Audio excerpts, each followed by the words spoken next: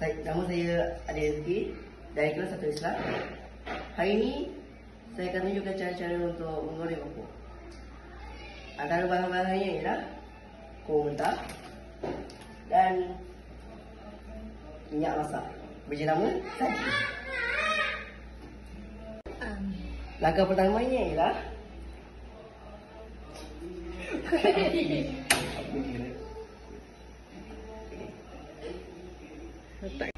langkah keduanya, letakkan minyak masak berjenama saji dalam tadi dah. Okey.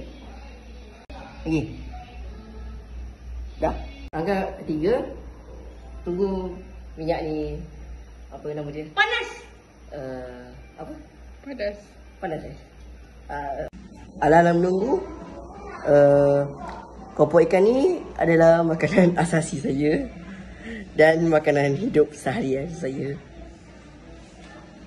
Ya, memang saya makan setiap hari rasanya.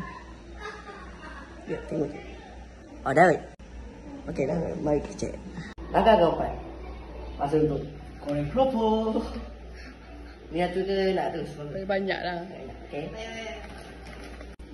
Ada takut juga awal belum. Okey. Jangan lepak je nanti. Yalah.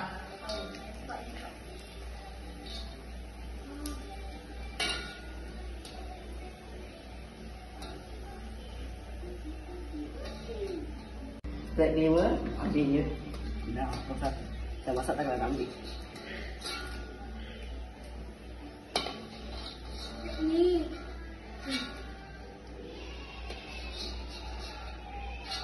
Dah.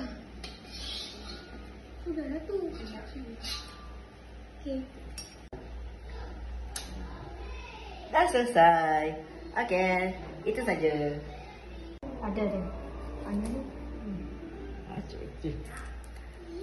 Sudah kan? Dah. Ready.